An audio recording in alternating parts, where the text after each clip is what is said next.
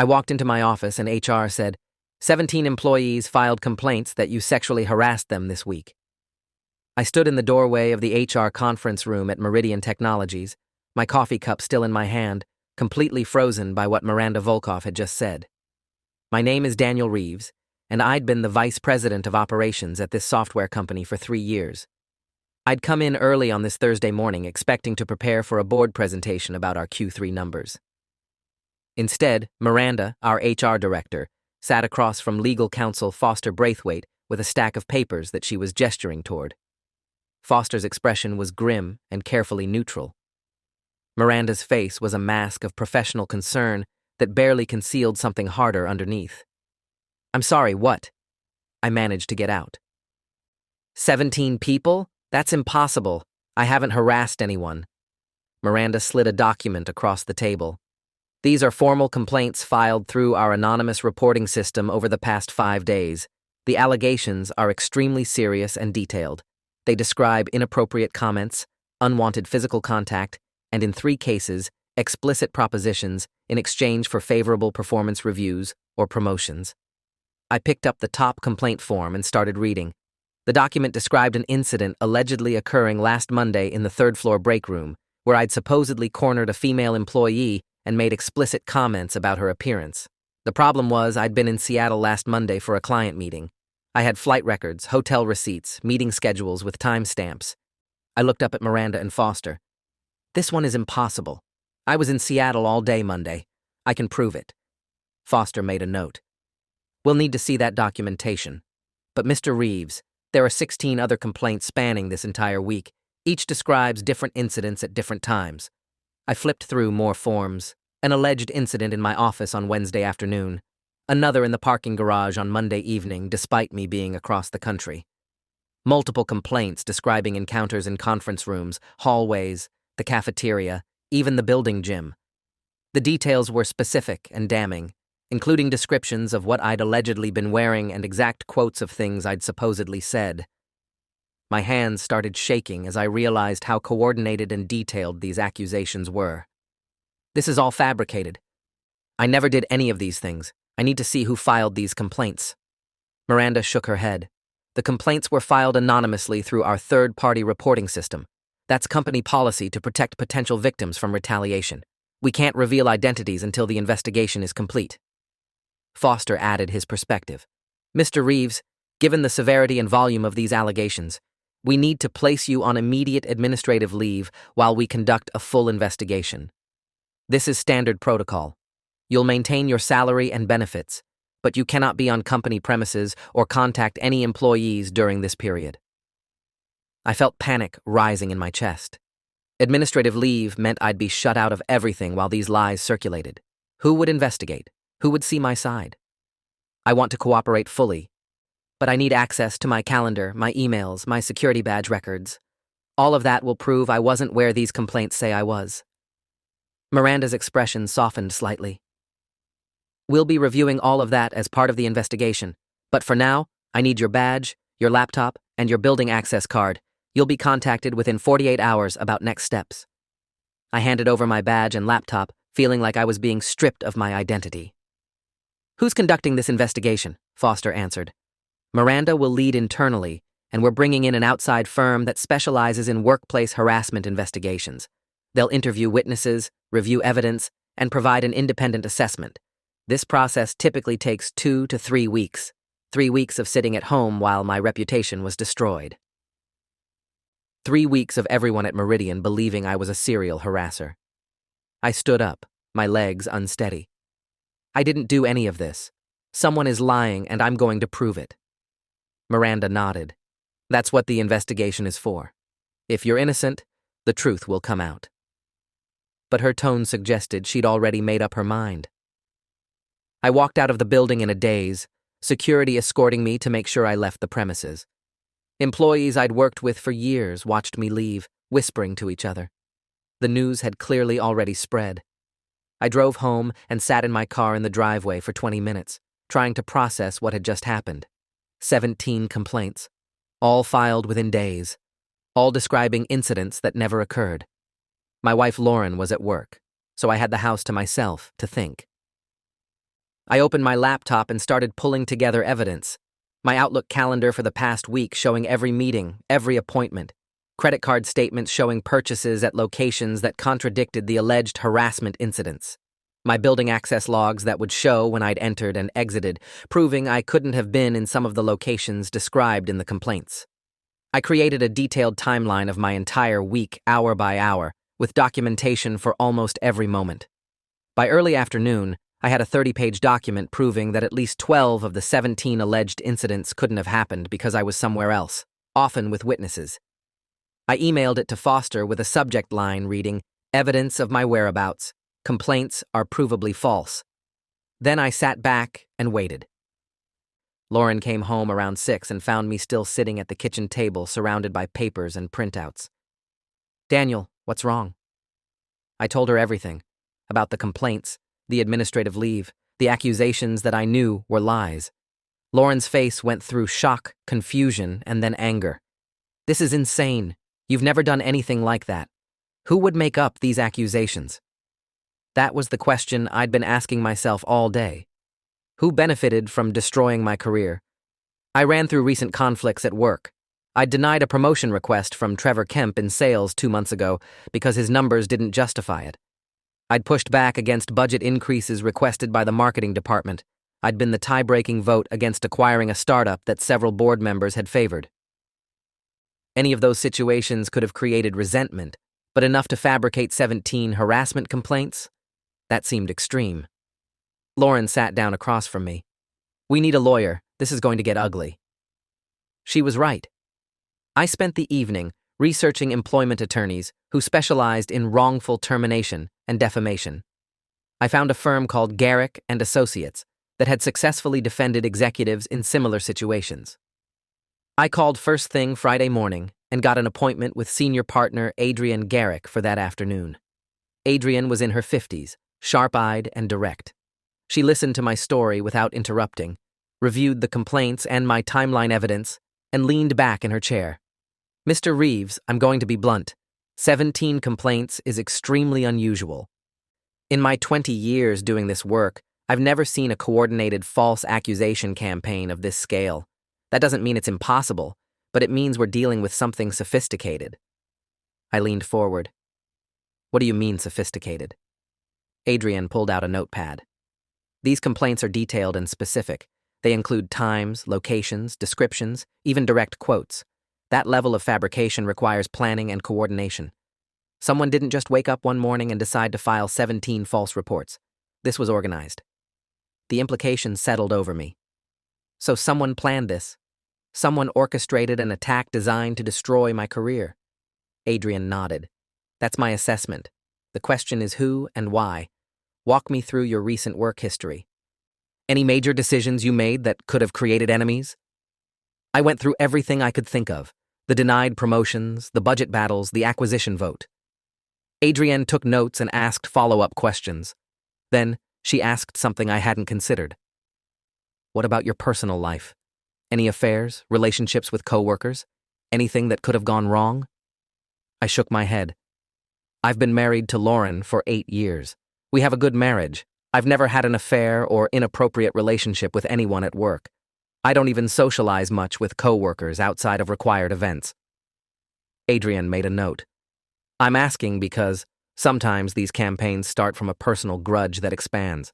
Someone feels wronged, recruits others to support their narrative, and suddenly you have multiple complaints." She outlined her strategy. First, she'd request all investigation materials from Meridian through a legal demand. Second, she'd analyze the complaints for patterns suggesting coordination or fabrication. Third, she'd prepare a defense package with my timeline evidence and witness statements. Fourth, if I was terminated, she'd file a wrongful termination suit and potentially defamation claims against any identifiable accusers. "This is going to be expensive and time-consuming," Adrienne warned. "But if you're truly innocent and this is a coordinated attack, we can win. We just need to prove who's behind it and why."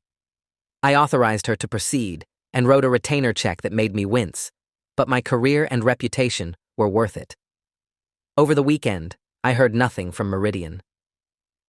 Lauren and I stayed home, avoiding friends and family, because I didn't want to explain what was happening until I had more information. On Sunday evening, my phone rang. It was Foster Braithwaite. "Daniel, I wanted to give you a heads up. The story leaked to the media.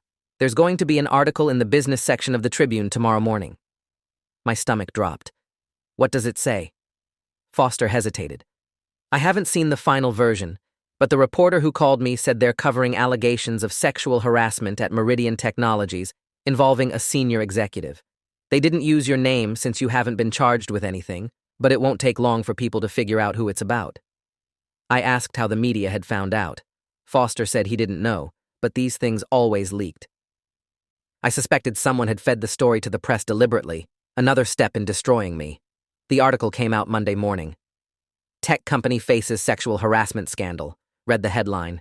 The article described 17 employees coming forward to report harassment by an unnamed VP-level executive. It quoted an anonymous source saying the allegations were serious and credible, involving a pattern of predatory behavior over several years. The article mentioned that the executive had been placed on leave pending investigation. Within hours, the story had spread across industry news sites and social media. My name started appearing in comments and speculation.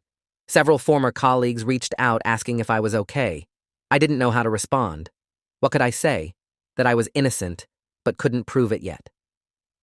That someone had orchestrated an elaborate campaign to destroy me? Adrian called that afternoon. "The media coverage is bad, but it could work in our favor. If this goes to trial, we can argue that the leak was part of the coordinated attack, designed to prejudice public opinion and make it impossible for you to return to work, even if cleared." She'd received some of the investigation materials from Meridian. The complaints had been filed through an anonymous online portal between last Monday and Thursday, all within a 96-hour window. "That's another red flag," Adrian explained.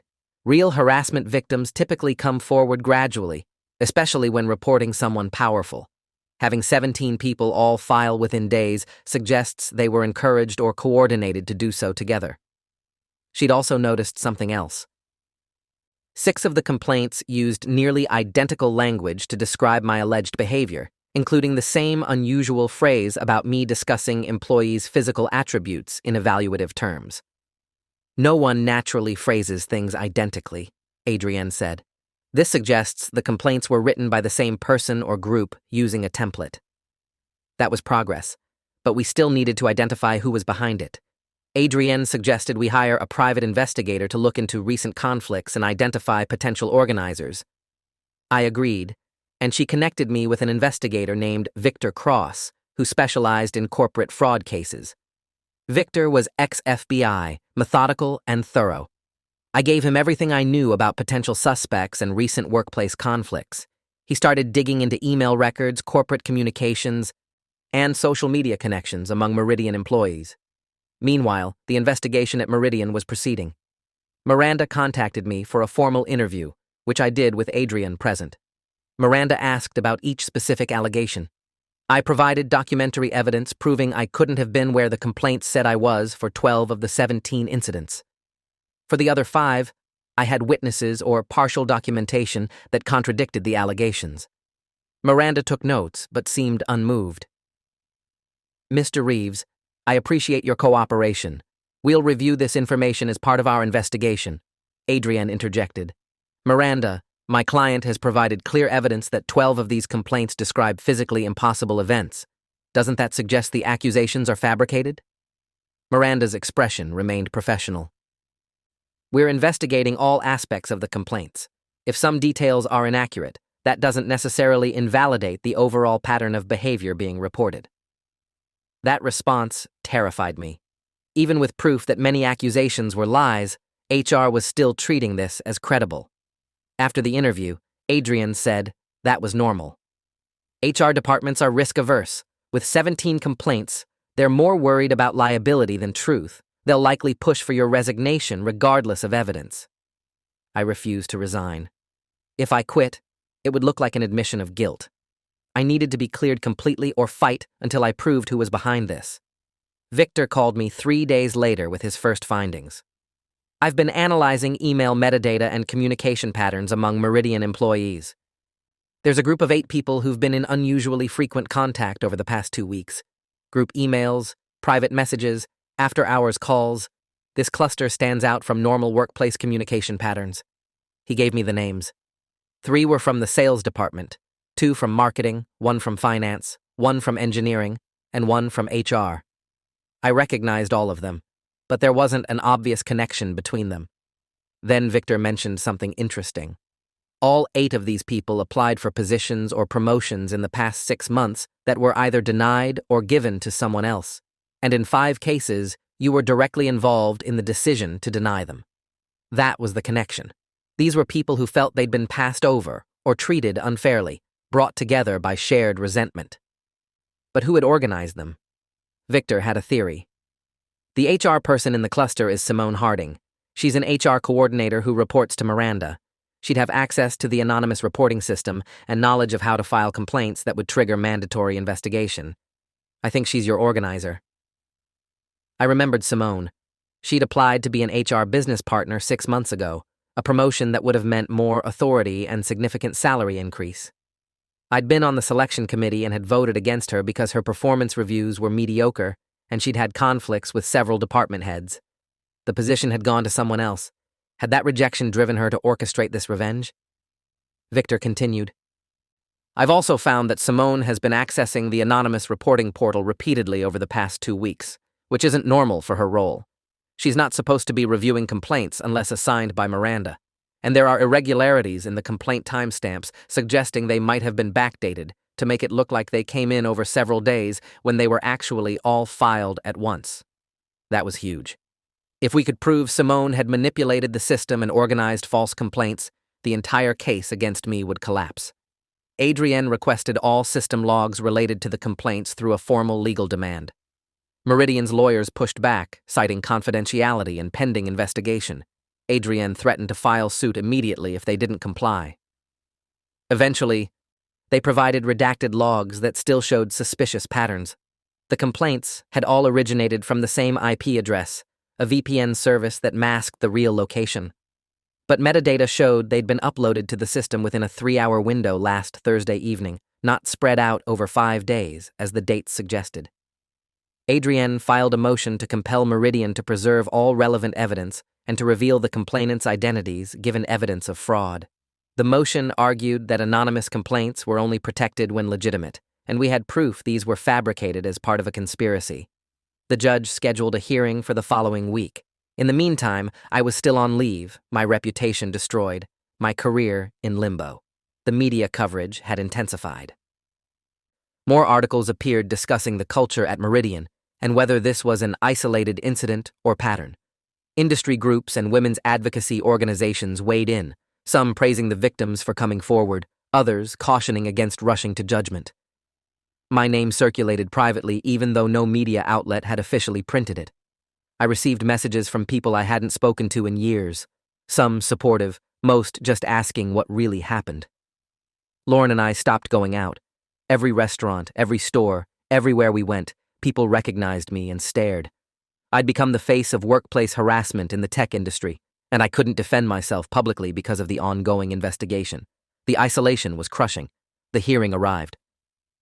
Adrienne presented our evidence. The timeline proving 12 accusations were impossible. The IP address showing complaints came from one source, the metadata showing they were all filed at once, and the communication pattern suggesting coordination among 8 employees with grievances. Meridian's lawyers argued that the investigation was ongoing and revealing identities would expose victims to harassment.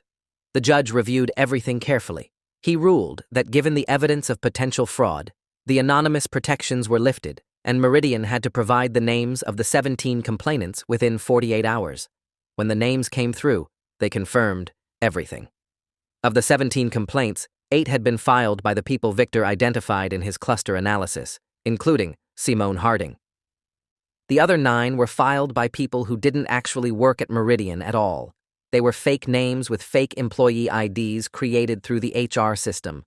Simone, with her HR access, had generated phantom complaints to make the conspiracy seem more credible. Adrienne filed an emergency motion to dismiss any disciplinary proceedings against me and to require Meridian to provide my full back pay and restore my position immediately. She also filed a separate civil suit against Simone Harding and the other 7 conspirators for defamation, conspiracy, fraud, and intentional infliction of emotional distress.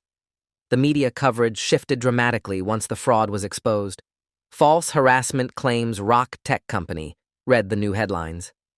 Articles detailed how a group of disgruntled employees had coordinated to fabricate accusations against an executive who'd denied their promotions. Simone and the others were fired immediately. Meridian's lawyers reached out to negotiate my return to work. They offered full reinstatement, back pay, and a public statement clearing my name. Adrian negotiated for more. We got a formal apology from the board, an independent review of HR practices to prevent future abuse of the reporting system, and a settlement payment compensating me for reputational damage and emotional distress. The amount was substantial, enough to make the nightmare feel slightly less devastating. The criminal investigation moved faster than I expected. The district attorney's office charged all 8 conspirators with filing false police reports, fraud, and conspiracy. Since their actions had caused me substantial financial and reputational harm, they also faced civil liability. Simone Harding, as the organizer, faced the most serious charges, including computer fraud for manipulating the HR system. The trial took place 8 months after that morning, when I'd walked into the HR conference room. All 8 defendants eventually pleaded guilty rather than face trial. Simone received 2 years in prison plus 5 years probation. The others got probation, community service, and were required to pay portions of the civil settlement. At the sentencing hearing, the judge condemned their actions harshly. "You weaponized a system designed to protect real victims of harassment. You manufactured a campaign of lies that destroyed an innocent man's reputation and career. Your actions have made it harder for actual victims to be believed and have poisoned workplace reporting systems meant to ensure safety and accountability. This kind of coordinated fraud strikes at the heart of workplace justice."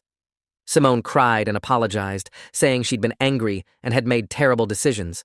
The judge wasn't sympathetic. "Your anger doesn't justify conspiracy and fraud. You had remedies available if you felt treated unfairly.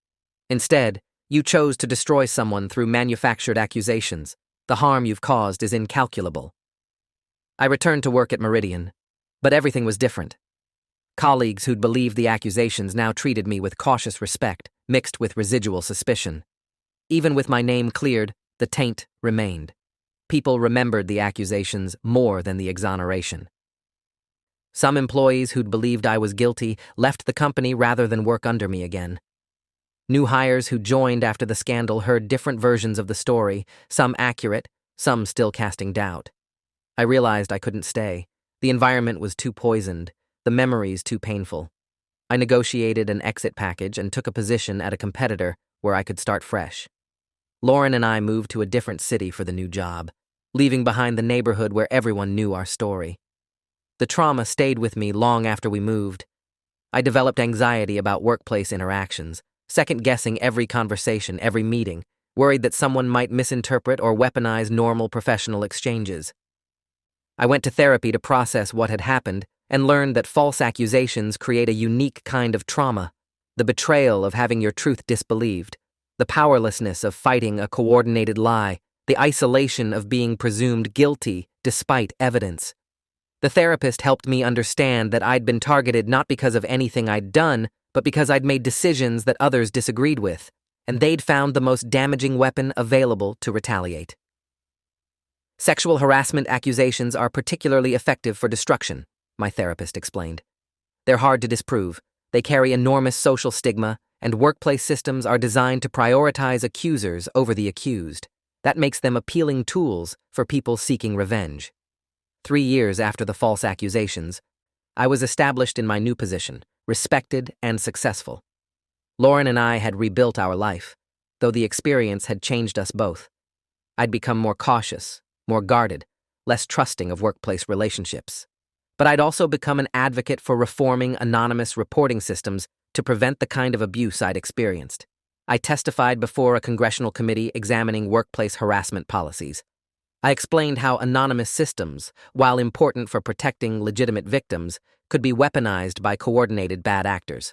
I advocated for better verification processes, investigation standards that required evidence before administrative action, and consequences for those who filed false reports. We need to protect real victims while also protecting innocent people from coordinated fraud, I told the committee. The current systems often fail at both. Some advocacy groups criticized my testimony, saying it discouraged victims from reporting. But others, including victims of false accusations, thanked me for speaking out. The issue was more nuanced than public discourse acknowledged. Most harassment reports were legitimate and described real harm, but a small percentage were false, filed with malicious intent, and those false reports destroyed lives while making it harder for real victims to be believed. We needed systems that could distinguish between legitimate complaints and coordinated fraud. Simone Harding was released from prison after serving 18 months. She'd lost her career, her professional reputation, and faced years of probation with restrictions on her employment options. Some might say she got what she deserved. Others might argue the punishment was too harsh for actions born of workplace frustration. I didn't celebrate her suffering, but I didn't forgive her either. What she and her co-conspirators had done had cost me my career at Meridian, my reputation in the industry, my mental health for years, and nearly destroyed my marriage. The settlement money couldn't erase that damage. Sometimes I wondered what my life would be if that morning had never happened. If I'd walked into the office and prepared for my board presentation like planned. If 17 fabricated complaints hadn't upended everything. Would I have stayed at Meridian? Would I be further along in my career? Would I still have the innocent belief that truth always prevailed and systems protected the innocent? Those questions had no answers. I could only move forward with the lessons learned. That anger could drive people to monstrous actions, that systems designed for justice could be manipulated for revenge, that reputations were fragile and truth was often insufficient defense, and that survival required both evidence and advocates willing to fight when everyone else assumed guilt. Years later, I still carry documentation of that week everywhere. Flight records, calendar exports, timeline evidence. Not because I expect another false accusation, but because the experience taught me that innocence required proof, and proof required meticulous record-keeping. That morning when Miranda said 17 employees had filed complaints, I'd had no idea my life was about to be destroyed, but I'd fought back, proven the truth, and survived. That was something. Not victory exactly, but survival with integrity intact. And sometimes that was enough. Thanks for watching till the end. Make sure to subscribe and like to not miss the next story.